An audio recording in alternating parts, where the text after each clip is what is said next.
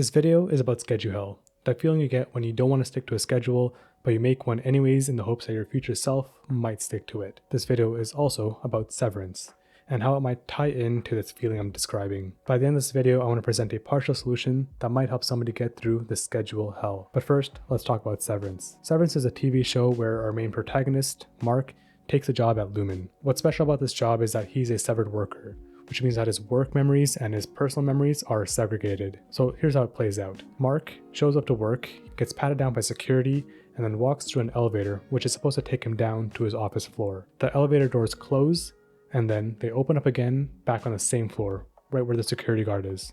So the elevator isn't actually faulty. Mark did just work 8 hours, he just doesn't remember it. So Mark, now that the elevator doors are open, goes home, gets a good night's sleep, and then shows up for work the next day. That sounds all well and good, Mark's getting paid, but the problem is that his work self, which they call an innie in the show, is doing constant work. So for him, the elevator doors open, he shows up at an office floor, does 8 hours of work, gets back in the elevator doors close and open again, back to the office floor, where he repeats the cycle over and over again. The way they explain this in the show is that they put a brain chip that segregates these memories, but it's not as science fiction as I think the show is making it seem. Basically, I want to argue that we have innies and outies too, just not in the same way the show describes them. I think that we also experience something similar to Severance, except instead of us being separated between our work and our personal selves, we're separated between our present and our future selves. And that's where Scheduhell comes in. Basically, we think of ourselves as our present selves, and we offload work to our future selves through the use of a schedule or a calendar or whatever. Basically, a calendar is a way to send messages into the future and send orders pretty much to our future selves. And this is all sounding pretty philosophical, but I don't really think it is, because even if you look at our language, we describe our future selves as different people. Like, for example, that's a problem for future me. It sounds like just a phrase, but I think it really reflects the core of how we think about our future selves.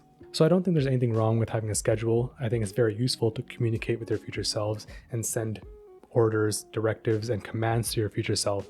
The problem is that our future self becomes our present self, and it starts feeling like we're taking orders from somebody in the past when we look at a schedule, which isn't something that's very encouraging when you want to be someone that has free will and feel like you're in command of your own destiny. So the partial solution I want to offer to this is to treat your future self as another person that you actually care about, instead of somebody to just offload work to. And my personal example for this is I'm trying to go to the gym in the mornings now, and not because I think it's better or worse than going to the gym in the afternoons or evenings, but I just want to try it out and see how it works.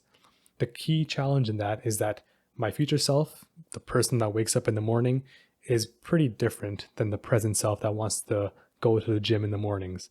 So there are 3 main aspects I want to really focus on to help reduce the schedule hell for my future self.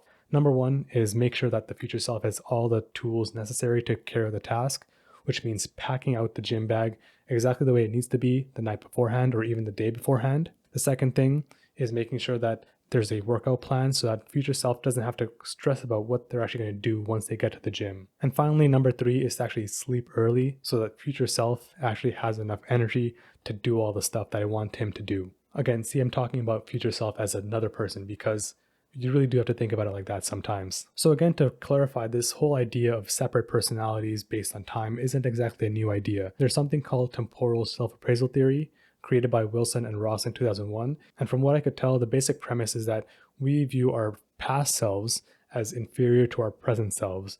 So we expect our present selves to be at a better spot than our past selves were. So it's a bit different from what I'm describing with Scheduhell, but it's a similar concept. So when it comes to Scheduhell, my goal for this video really was to offer you a different perspective into this feeling that some of you might be experiencing. I don't have any definite, concrete, or analytical solutions, but I think new perspectives are pretty valuable in and of themselves. So maybe thinking about it this way might help you out a bit. Also, another goal of this video was to recommend Severance. It's really good. Do check it out.